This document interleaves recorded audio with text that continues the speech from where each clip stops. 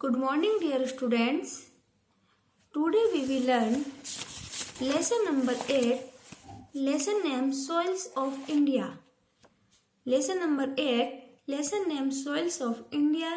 Students, इस lesson के हम कुछ पॉइंट लास्ट वीडियो में कंप्लीट कर चुके थे और कुछ पॉइंट रह गए थे जो हम इस वीडियो में कंप्लीट करेंगे। लास्ट वीडियो में हमने रेड सोल तक कंप्लीट कर लिया था एंड इस वीडियो में हम इसके आगे के पॉइंट को कंप्लीट करेंगे। Black soil in the black soil means काली मिट्टी। स्टूडेंट्स, जो काली मिट्टी होती है इसे रेगूर कपास की मिट्टी और स्वत जुताई मीन्स जो मिट्टी खुद जुत जाती है, जो जुताई करते हैं मिट्टी की, ये मिट्टी जो है स्वत ही मतलब खुद ब खुद ही जुत जाती है, तो इसे रेगूर कपास की मिट्टी और स्वत जुताई मिट्टी कहा जाता है। In the north western part of the Deccan plateau we find the black soil. जो काली मिट्टी है बच्चों, वो डेक्कन प्लेट्यू के नॉर्थ वेस्ट पार्ट में देखने को मिलती है। ये डेक्कन प्लेट्यू है उसके नॉर्थ वेस्ट पार्ट में ये मिट्टी पाई जाती है। This type of soil is form from a rocks made by lava. ये जो काली मिट्टी होती है ये लावा जो होता है ज्वालामुखी, जब ज्वालामुखी फटता है उसमें से जो लावा निकलता है तो उस लावा के जमने की वजह से ये मिट्टी बनती है। The lava oozes out from the cracks in the earth's crust and spread over a large area. जो लावा होता है वो पृथ्वी की जो दरार होती है उसमें से निकलता है और निकलने के बाद जो लावा है वो एक बड़े एरिया में जाकर फैल जाता है।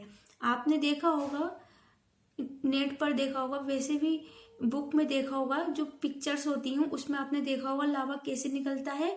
लावा जो है जब ज्वालामुखी फटती है तो एक छोटे ज़्यादा बड़े से नहीं, नॉर्मल एक होल से लावा निकलता है और निकलने के बाद वो एक बड़े एरिया में जाकर फैलता जाता है। जब वो बड़े एरिया में लावा फैलता है तो वो एक टाइम बाद सूख जाता है और सूखने के बाद जो है लावा वो कठोर हो जाता है, टाइट हो जाता है। जैसे पत्थर होते हैं ना, चट्टान होती है, उस तरह से वो जो है टाइट हो जाता है और उस चट्टान की वजह से लावा जमता है, उसकी वजह से ये मिट्टी बनती है। ये जो काली मिट्टी है लावा की वजह से ये बनती है। When it cool down, it becomes a rock। जब ठंडी हो जाती है लावा, जब ठंडा होता है तो ये एक रॉक हो जाता है, पत्थर की तरह हो जाता है, चट्टान की तरह हो जाता है। The soil made from this rock is good for growing cotton and sugar cane. ये जो मिट्टी होती है काली मिट्टी, ये सबसे ज्यादा जो है इस मिट्टी में कपास means cotton and sugar cane means गन्ना, इनकी खेती जो है इस मिट्टी में सबसे ज्यादा होती है। एंड बच्चों, जो काली मिट्टी होती है ये महाराष्ट्र, गुजरात, कर्नाटक, मध्य प्रदेश, इन स्टेट में ये देखने को मिलती है। और जो कपास है, जो रुई है, कॉटन है, उसकी जो खेती होती है वो सबसे ज्यादा कहाँ होती है? गुजरात में होती है। सबसे ज्यादा ये मिट्टी कहाँ कहाँ देखने को मिलती है? महाराष्ट्र में, गुजरात में, कर्नाटक में, मध्य प्रदेश में। और जो कपास है, जो कॉटन है, उसकी जो खेती होती है सबसे ज्यादा वो कहाँ होती है? गुजरात में होती है। कहाँ होती है वो खेती? गुजरात में होती है। एंड स्टूडेंट्स, जो काली मिट्टी होती है इसमें जो पानी रोकने की क्षमता ज्यादा होती है। कैसे? जब बारिश पड़ती है या पानी इस मिट्टी को मिलता है तो ये मिट्टी जो है पानी को काफी लंबे टाइम तक जो है ऑब्जर्व करके रख सकती है। लंबे समय तक ये मिट्टी जो है पानी को अपने अंदर रोक कर रख सकती है। ये इसकी जो है एक विशेष गुण है। तो स्टूडेंट्स, जो काली मिट्टी है वो किसके लिए सबसे ज्यादा अच्छी है गन्ने और कपास के लिए, शुगर केन एंड कॉटन के लिए बहुत ज़्यादा अच्छी होती है। Next point is mountain soil. Mountain soil is found on a slopes of hills in Jammu and Kashmir, Himachal Pradesh. जो माउंटेन सोइल होती है, पहाड़ी मिट्टी होती है, यह उन क्षेत्रों में पाई जाती है, वहाँ पाई जाती है जहाँ पर ढलान वाली पहाड़ियाँ होती हैं, जहाँ पर ढलान वाले पहाड़ होते हैं, जैसे जम्मू कश्मीर और Himachal Pradesh. It is very rich in humus. जो पहाड़ी मिट्टी होती है उसमें बहुत ज़्यादा क्या होता है, ह्यूमस होता है। और जो ह्यूमस होता है वो क्या होता है, नेचुरल फर्टिलाइजर होता है। ह्यूमस नेचुरल फर्टिलाइजर होता है। और ये किससे बना होता है नेचुरल फर्टिलाइजर? ये बना होता है जो प्लांट्स और लीव्स होती हैं, जो पौधे होते हैं मर जाते हैं और जो पत्तियां पेड़ों से झड़ जाती हैं और एक टाइम बाद वो सड़ के गल के मिट्टी में मिल जाती हैं, जिसकी वजह से ये ह्यूमस फर्टिलाइजर बनता है। और जो ह्यूमस फर्टिलाइजर होता है स्टूडेंट्स, ये जो ह्यूमस फर्टिलाइजर है ये सबसे ज़्यादा जो है कौन सी फसल उगाने के लिए अच्छा होता है? गेहूं की, जौ की, बाजरे की, जौ, स्पाइस, टी, कॉफी, फ्रूट्स में जो है सबसे ज़्यादा एप्पल मतलब सेब। तो ये जो पहाड़ी मिट्टी होती है इसमें सबसे ज़्यादा कहाँ क्या होता है, ह्यूमस होता है। ह्यूमस कैसे होता है? क्योंकि ये जो मिट्टी होती है इसमें मरे हुए जो प्लांट होते हैं, प्लांट मर जाते हैं, जो पत्तियां टूट जाती हैं वो सड़ गल जाती हैं और उस मिट्टी में मिल जाती हैं, जिस वजह से ये एक नेचुरल फर्टिलाइजर का काम करती है और एक नेचुरल फर्टिलाइजर है। एंड इस मिट्टी में सबसे ज़्यादा क्या उगता है? वीट, मेज, barley, spice, T, coffee, fruits में एप्पल। ओके एंड स्टूडेंट्स, जो ये पहाड़ी मिट्टी है ये सबसे ज़्यादा जो है जम्मू कश्मीर और हिमाचल प्रदेश जो पहाड़ी वाले क्षेत्र हैं उन क्षेत्रों में ये पाई जाती है। Next point is desert soil, means जो रेगिस्तान की मिट्टी होती है वो। The desert soil is found mainly in the arid region of Rajasthan. जो रेगिस्तान वाली मिट्टी होती है वो ऐसे क्षेत्रों में पाई जाती है जहाँ का जो क्लाइमेट है बहुत ज़्यादा शुष्क होता है, सूखा सूखा होता है। ऐसे जो है क्षेत्रों में ये मिट्टी पाई जाती है, जैसे राजस्थान वगैरह में ये पाई जाती है। The desert soil is very coarse and porous. जो डेजर्ट सोइल होती है ये थोड़ी मोटी सी होती है, मतलब जब आप इसे छुएंगे तो इसमें थोड़ा मोटापन होगा। और ये जो झरझरी होती है, जिसे और मिट्टियाँ होती है, काली मिट्टी है या जलोढ़ मिट्टी है, जब आप ये देखेंगे जलोढ़ मिट्टी को तो उसमें चिकनापन होगा, आप देखेंगे बिल्कुल वो थोड़ी गीली गीली सी रहती है। लेकिन जो डेजर्ट सोइल होती है, जो रेगिस्तान की मिट्टी होती है, वो झरझरी होती है। अगर आप उसे अपने हाथ में लेंगे तो वो जैसे रेत बिखर जाती है उसी तरह से ये बिखरती है। एंड स्टूडेंट्स, जो रेगिस्तान की मिट्टी होती है वो पानी को जो है होल्ड नहीं कर पाती है, मतलब कि पानी को वो पकड़ के नहीं रख पाती है। इस वजह से जो मिट्टी है ये फर्टिलाइजर मतलब फर्टाइल नहीं होती है, उपजाऊ नहीं होती है। ये मिट्टी जो है उपजाऊ नहीं होती है। क्यों नहीं होती है ये मिट्टी उपजाऊ? क्योंकि एक तो रेगिस्तान में बारिश नहीं होती है, दूसरा जो होती है वो बहुत कम होती है, और जो कम होती है बारिश तो यहाँ की जो मिट्टी है वो पानी को पकड़कर नहीं रख पाती है, वो पानी को जो है होल्ड करके नहीं रख पाती है। This soil can be use to grow date, fruits, wheat and cotton. यहाँ की मिट्टी में जो है ज़्यादातर कौन से प्लांट्स है जो उगते हैं, जैसे खजूर का हो गया, गेहूं हो गए, कॉटन हो गई, ये जो है यहाँ की जो मिट्टी है उसमें इनकी फसल होती है। एंड स्टूडेंट्स, जो डेजर्ट सोइल होती है उसे सैंडी सोइल भी कहते हैं। मीन्स रेतीली मिट्टी भी कहते हैं। Next point is soil erosion, means मिट्टी कैसे खराब होती है स्टूडेंट्स, हम इसके बारे में पढ़ेंगे और अच्छे से समझेंगे। The top soil, the fertile part of the soil is light and soft. Students, मैंने आपको लास्ट वीडियो में भी बताया था कि जो सॉइल होती है, मिट्टी होती है, उसकी बहुत सारी लेयर होती है, एक के नीचे एक उसकी बहुत सारी लेयर होती हैं।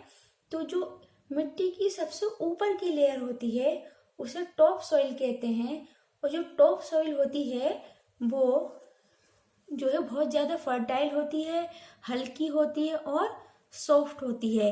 इसी लेयर में जो है पेड़ पौधे उगते हैं। It gets damaged easily because of the natural force like wind and water. ये जो मिट्टी होती है, ऊपर की लेयर होती है मिट्टी की, ये बहुत आसानी से डैमेज हो जाती है, खराब हो जाती है जब इस मिट्टी पर नेचुरल फोर्स लगता है, जैसे कि बहुत तेज हवा आती है या फिर बारिश होती है या पानी का बहाव आता है, तो ये मिट्टी जो है बहुत आसानी से खराब हो जाती है। कैसे?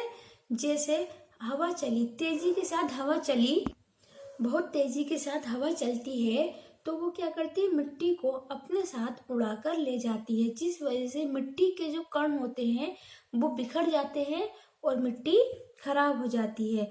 This process of wearing and carrying away of the fertile top soil is known as soil erosion. ये जो प्रोसेस होता है मिट्टी का एक जगह से दूसरी जगह चले जाना, तो ये क्या है, सॉइल इरोजन कहलाता है। This make the soil unfit for cultivation. इस वजह से जो मिट्टी है वो खेती करने योग्य नहीं रहती, वो अनफिट हो जाती है, खराब हो जाती है। जो उसके कण हैं वो बिखर जाते हैं और मिट्टी खराब हो जाती है और खेती करने योग्य नहीं रहती। Deforestation, cutting of trees is one of the major cause of soil erosion.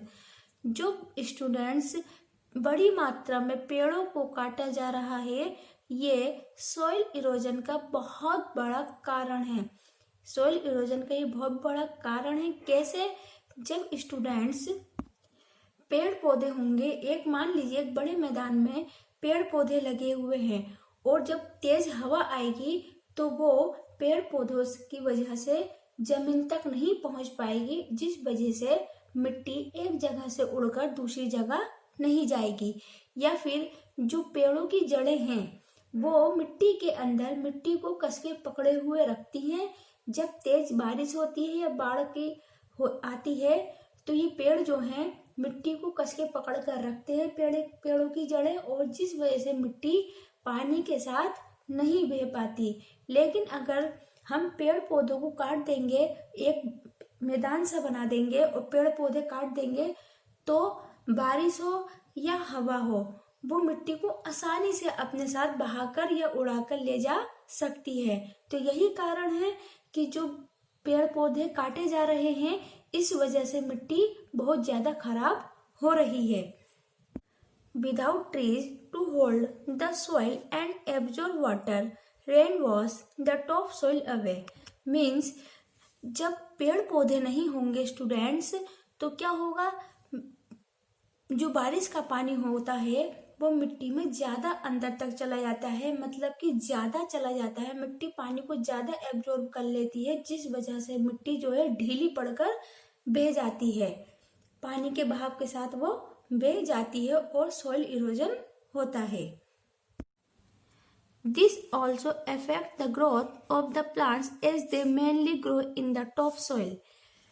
और ये खास तौर पर उन प्लांट्स को नुकसान पहुंचाते हैं, उनकी ग्रोथ को नुकसान पहुंचाते हैं जो खास तौर पर मिट्टी की सबसे ऊपर के लेयर में उगते हैं। जो प्लांट्स टॉप सॉइल में उगते हैं ये उन प्लांट्स को बहुत ज़्यादा प्रभावित करते हैं, उनकी ग्रोथ को बहुत ज़्यादा प्रभावित करते हैं।